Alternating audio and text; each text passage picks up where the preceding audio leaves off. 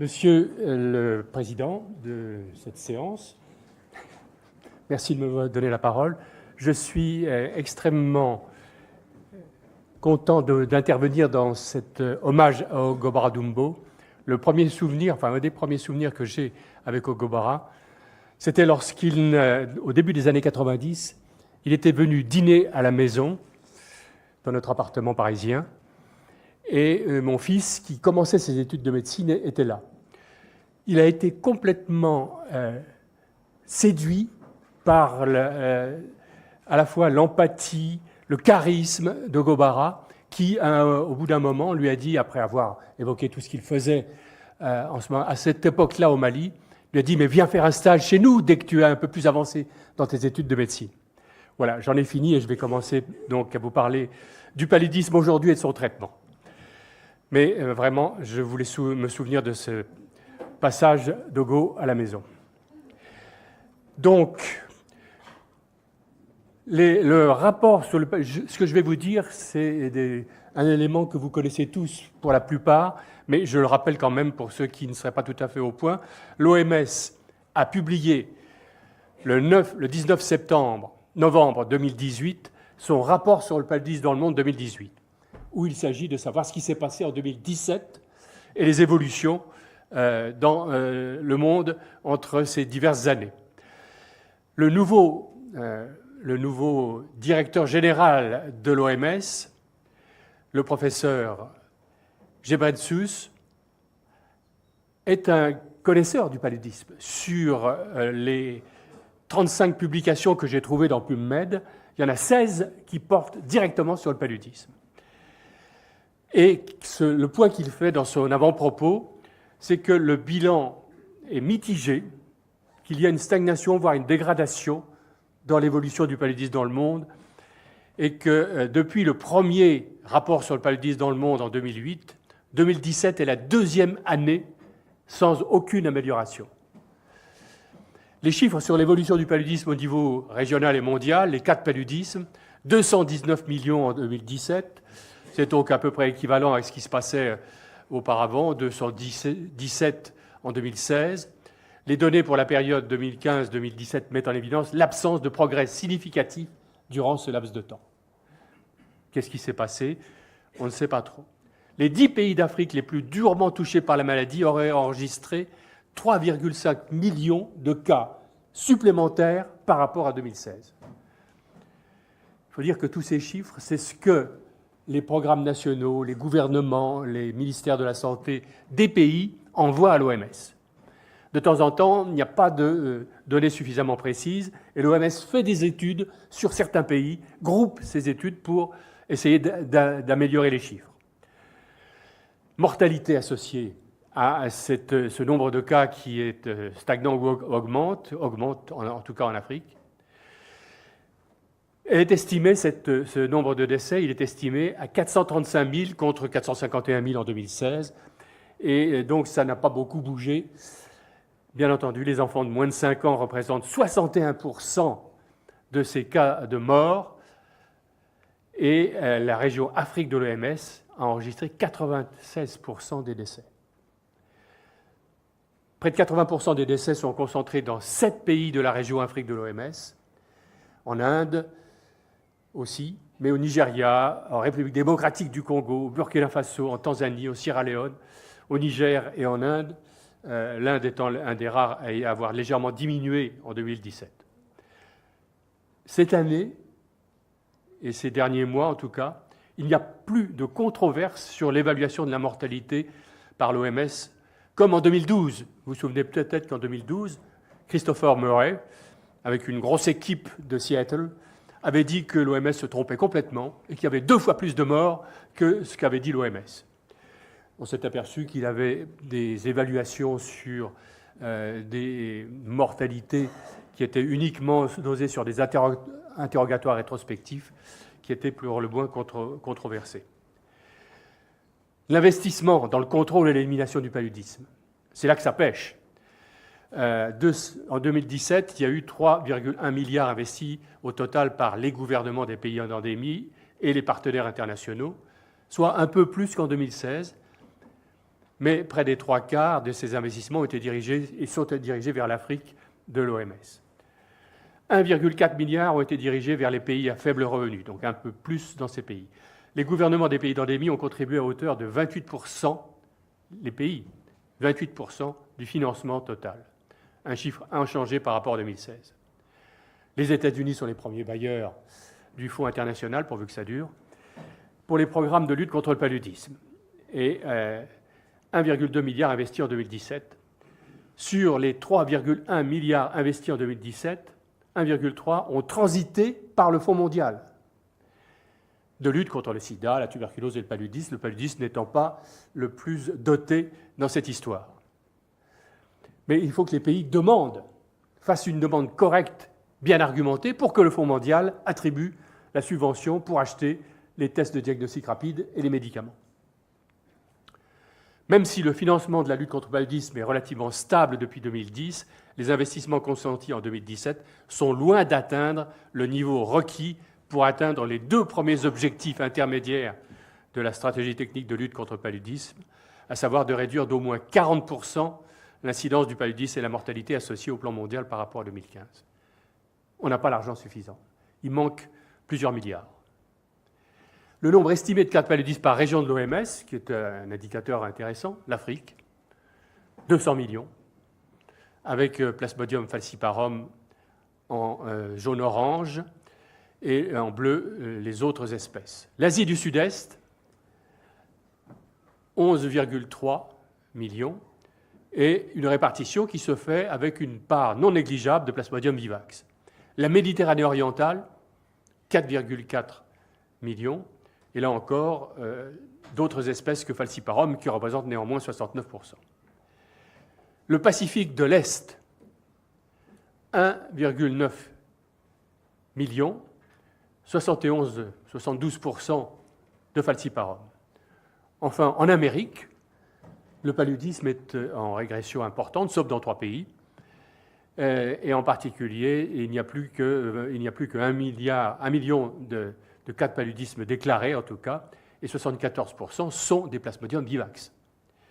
Quand on regarde ensuite la carte du monde, compte tenu de ces éléments, l'OMS dit que dans les pays qui sont en rouge orangé, il y a du paludisme qui continue à être transmis régulièrement. C'est un ou de nombreux cas en 2017. Que dans la zone jaune, c'est la Chine. Et la Chine a déclaré qu'en 2017, il n'y avait plus un seul cas de paludisme autochtone sur l'ensemble du territoire chinois. C'est une publication de 2017. Les autres pays, en bleu, sont en voie d'élimination et il n'y a eu aucun cas déclaré depuis 3 ans, en 2017. Enfin, en vert, les pays qui sont déclarés libres, ayant éliminé le paludisme depuis 2000 au moins. Et donc ces pays sont le Maroc, sont un pays d'Asie, et puis c'est tout. Mais c'est un pays d'Amérique du Sud. Donc quelque chose qui bouge doucement, mais l'OMS dit que le nombre de pays qui sont en train d'approcher de l'élimination augmente régulièrement. Alors, les produits antipaludiques sont-ils livrés, arrivent-ils au bon endroit? Les moustiquaires imprégnés, 624 millions livrés dans le monde entre 2015 et 2017, une augmentation considérable par rapport à la période antérieure, et le nombre de moustiquaires imprégnés d'insecticides distribués par les programmes nationaux de lutte et distribués gratuitement a été estimé à 552 millions sur les 624 livrés. Et la majorité, c'est 83%, en Afrique subsaharienne. 85% des moustiquaires imprégnés ont été distribués gratuitement par le biais des campagnes de distribution de masse. Le problème, c'est est-ce que toute la famille se met dessous? Les tests de diagnostic rapide, deuxième grande arme après les moustiquaires contre le paludisme. 276 millions de tests de diagnostic rapide ont été vendus dans le monde et 245 millions ont été distribués par les programmes nationaux de lutte contre le paludisme. Et c'était pour 70% des tests livrés en Afrique subsaharienne et qui, malheureusement, peut-être, mais c'est important en Afrique, ne détectent que Plasmodium falciparum car ils sont basés sur la détection de l'antigène HRP2. Or, HRP2 n'est pas toujours présent et HRP3 est mal dépisté par ces tests actuels. Les combinaisons thérapeutiques à base d'artémisinine, qui sont le troisième volet de la lutte. En 2016, les pays ont acheté 409 millions de traitements par combinaison sur 311 millions en 2015, et ça n'a pas tellement augmenté en 2017. Le nombre de traitements par ACT distribués par les programmes nationaux a augmenté par rapport à 2013 de façon importante. Tous les ACT distribués, 99%, l'ont été en Afrique de l'Ouest, en Afrique de la région Afrique de l'OMS. Je passerai vite sur ces traitements intermittents chez les femmes enceintes, mais c'est pour me souvenir qu'avec Madame le docteur Oumou Maïga Diakité et Kassoun Kayentao, nous avions fait une publication en 2011 qui était parue dans une excellente revue avec toute l'équipe de Gobara Dumbo qui signait, avec moi aussi, cette publication qui prouvait de façon claire la supériorité de l'administration de 3 doses. Or, vous voyez ici que les femmes qui reçoivent 3 doses, c'est en vert, la courbe verte, 22% seulement en 2017. Ce qu'on peut voir aussi, c'est la première courbe en haut, c'est que celles qui consultent, qui ont eu une consultation au moins prénatale, c'est la courbe en violet, 71%, mais peut-être qu'une seule. Et donc c'est au fil de ces 2-3 consultations prénatales que l'administration peut être faite. Mais je passe puisque Mme Doumi va en parler de façon beaucoup plus détaillée que moi. La chimioprévention du paludisme saisonnier, c'était le deuxième grand volet, et Gobara Dumbo était complètement impliqué dans cette action. Voilà la carte que l'OMS diffuse en 2018. Et donc, ce qu'on peut noter, c'est que 15,7 millions d'enfants vivant dans 12 pays d'Afrique sahélienne, et Gobara était à l'origine de cette action, il essayait de fédérer tous les pays du Sahel pour qu'on élimine le paludisme du Sahel. Eh bien, ces 15,7 millions d'enfants dans les 12 pays sont concernés, mais 13,6 millions d'enfants qui auraient pu bénéficier de cette intervention n'ont pas été couverts, parce qu'il n'y avait pas assez d'argent. Traitement. Sur les 19 enquêtes nationales réalisées auprès des ménages en Afrique subsaharienne entre 2015 et 2017, le pourcentage d'enfants de moins de 5 ans fiévreux ayant reçu un médicament antipaludique a atteint 29%. 29% n'a atteint que 29%. Les données collectées à partir de 18 enquêtes nationales en Afrique saharienne montrent que 88% des enfants fiévreux ayant sollicité un traitement antipaludique dans le secteur public ont reçu un traitement par un ACT, contre 74% dans un établissement privé formel, curieusement. Les combinaisons thérapeutiques à base d'artémisinine ont été achetées, 409 millions de traitements par combinaison thérapeutique à base d'artémisinine, contre 311 millions en 2015, quasiment tous, 99%, distribués dans la région Afrique. Distribués et achetés grâce au Fonds mondial, si les pays l'ont demandé correctement. La résistance aux antipaludiques, on en reparlera, même si la multirésistance qui exclut la résistance partielle aux artémisinines et aux médicaments partenaires a été détectée dans certains pays du Grand Mékong.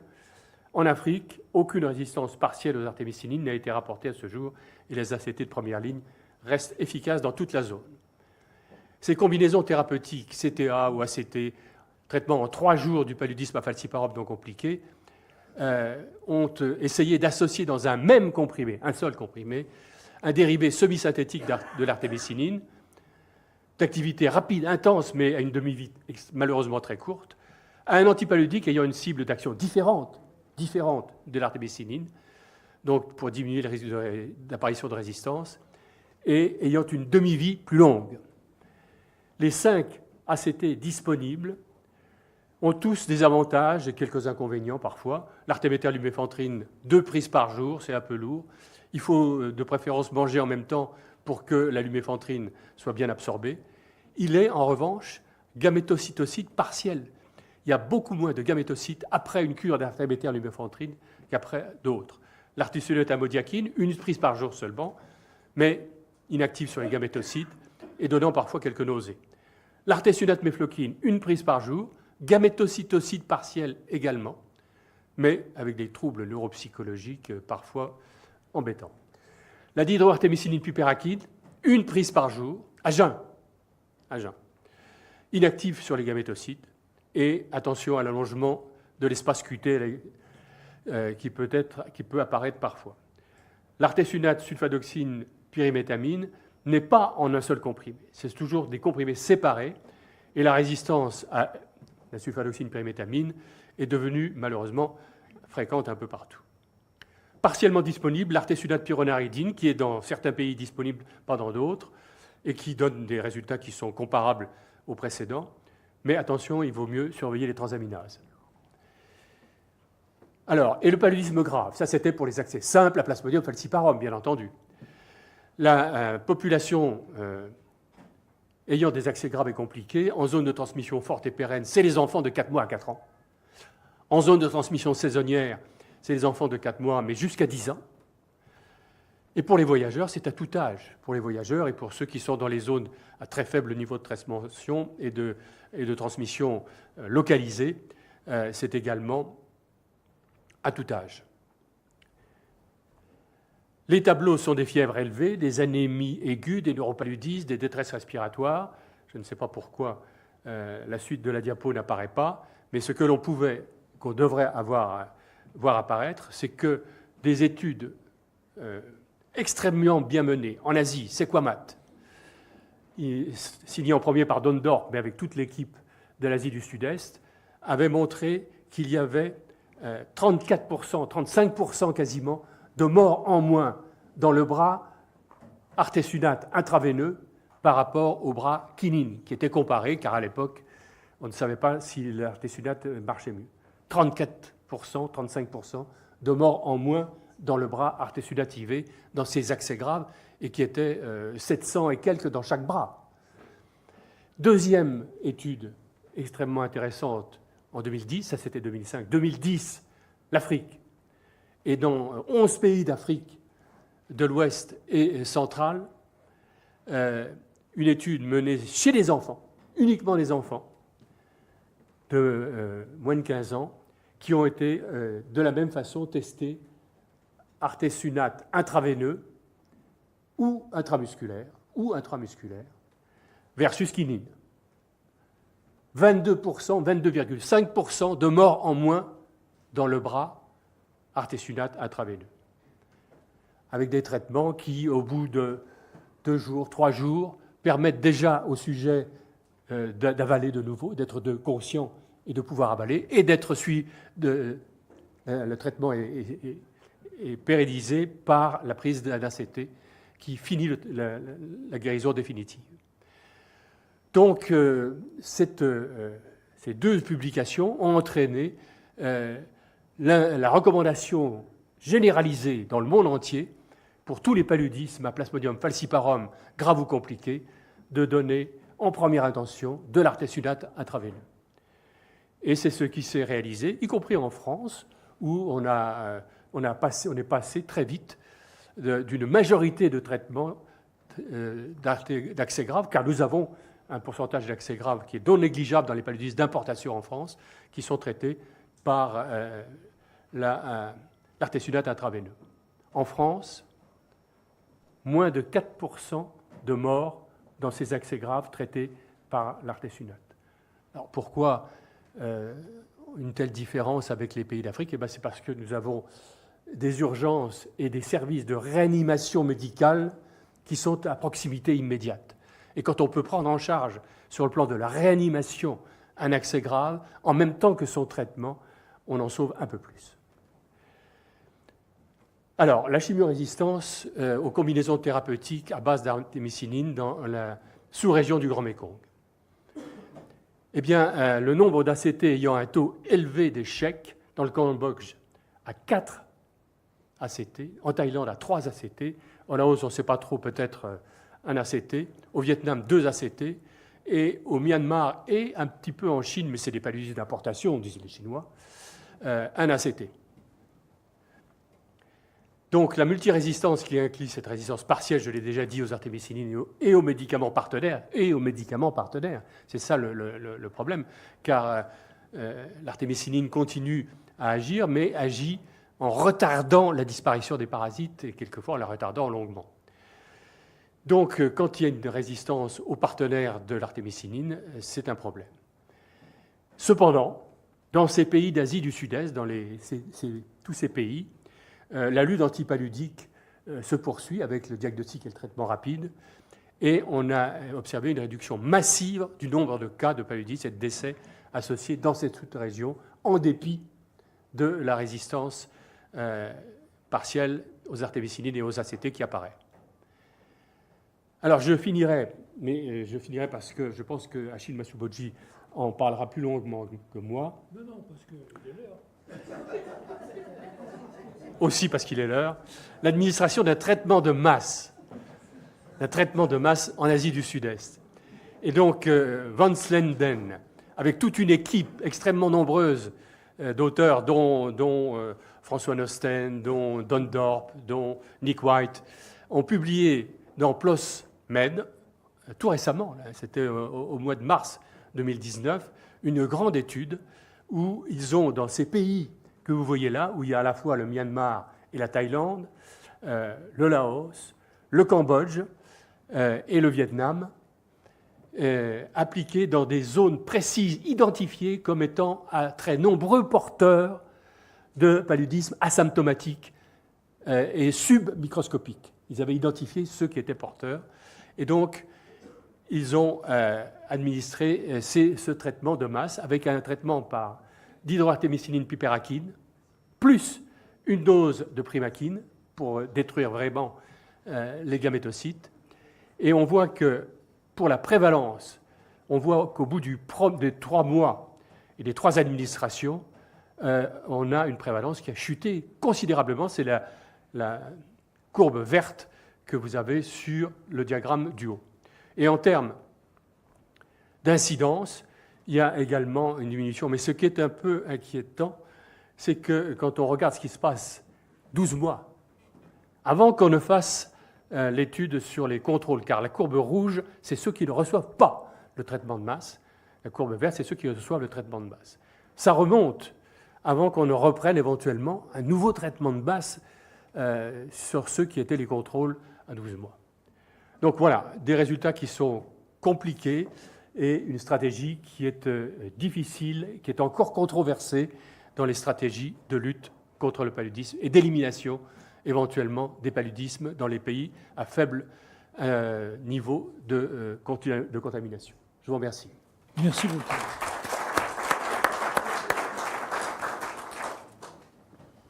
Alors, question à Martin Danis sur cet exposé complet, avec beaucoup de chiffres.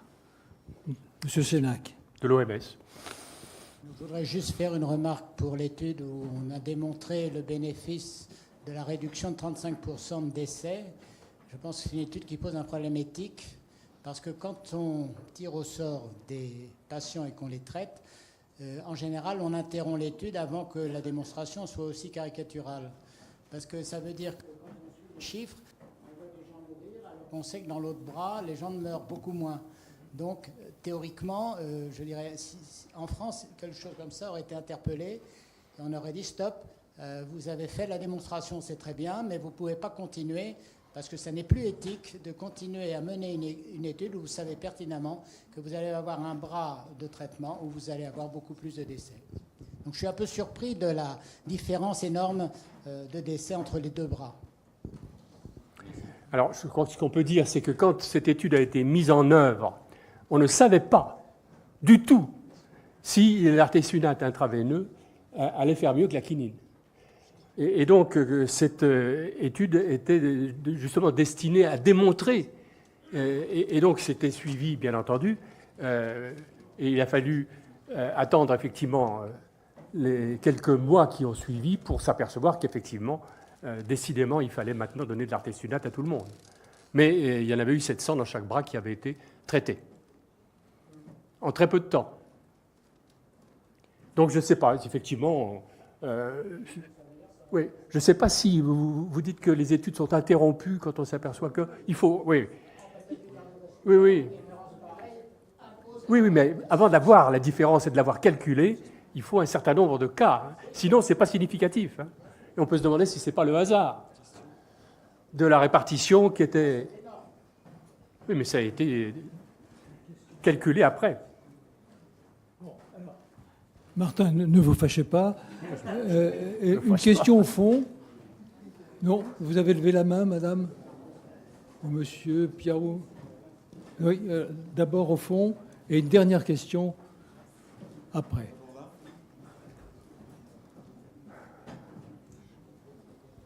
Parlez bien devant le micro, parce que autrement je ne vous entends pas et ce serait, je ne relèverai pas. Alors, docteur Alushkova, infectiologue, juste sur le diapo, c'est très joli, mais il manque des données indiennes.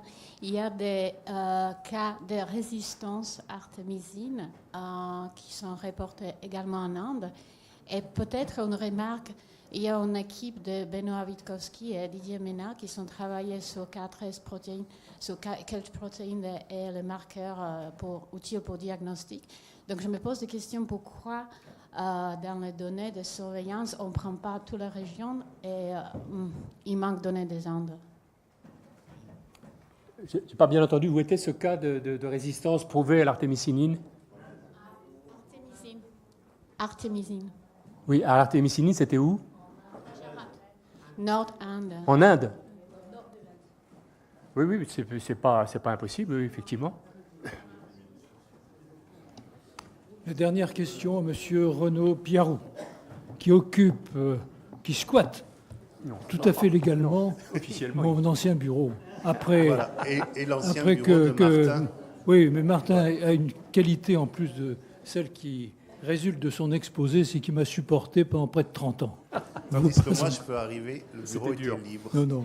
Allez-y, posez votre question. Osez poser votre question. Alors, la question, c'est que chaque fois que des résistances sont apparues, c'est pratiquement toujours aux mêmes endroits, c'est-à-dire les résistances à la chloroquine, à la quinine, et donc maintenant aux dérivés de l'artémisinine. Est-ce qu'il existe des explications pour faire comprendre pourquoi, à cet endroit-là, on a plus facilement des résistances qui apparaissent que, par exemple, en Afrique subsaharienne, où il y a beaucoup plus de cas de paludisme. Peut-être la réponse est là-dedans, d'ailleurs. Ce n'est pas tout à fait clair, mais il y a quelque chose qui est apparu, c'est quand on génotype les souches en Asie du Sud-Est, elles sont beaucoup moins diverses qu'en Afrique. Et que donc, sur une population qui est génétiquement assez proche, ils sont endogames, tous ces plasmodiums, si on peut dire.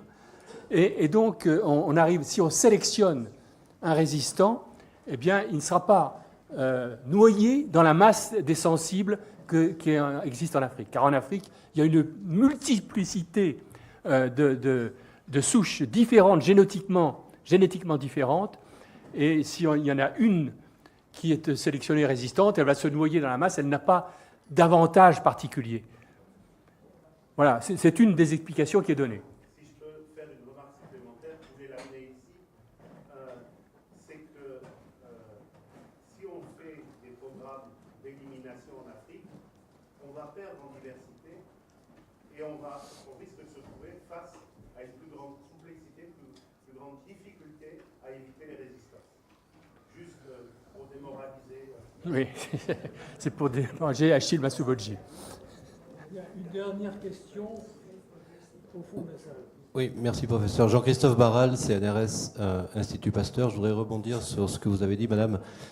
Alors c'est vrai, c'est publié dans New England en novembre 2018. Ce sont malheureusement des prélèvements qui ont été faits en 2016 et qui montrent que les parasites résistants à l'artémisinine sont présents sur toute la partie nord-nord-est de l'Inde. Et c'est une assez mauvaise nouvelle parce que ça quitte la région du Grand Mékong en effet, quoi. Maintenant, juste rebondir aussi sur le côté étude de K13. Il y a une très grosse étude qui avait été pilotée par Didier Ménard, Odile Pujalon, qui montre que sur une vingtaine de pays et plus de 200 000 échantillons, il n'y avait pas, et heureusement en Afrique à ce moment-là, de mutants associés à la résistance. Et pour finir, pourquoi la chloroquine, il y a 60 ans, dans la même région, et l'artémisinine aujourd'hui? Il y a eu beaucoup d'hypothèses sur l'utilisation de mauvais médicaments, etc. Il y a aussi une hypothèse qui est que c'est le pouvoir redox de l'interaction du parasite avec le fer, l'hème, qui sont ciblés dans tous ces cas. Et il y a un certain nombre d'hémoglobinopathies qui sont fort surreprésentées dans ces régions et qui pourraient, je dis bien que c'était une hypothèse, participer de sélectionner des parasites qui eux-mêmes auraient un potentiel d'adaptation plus grand à des modifications redox. C'est une hypothèse, mais elle est aujourd'hui absolument pas montrée et assez difficile à investiguer. Merci. Il y a de l'hémoglobine E en Asie. C'est tout.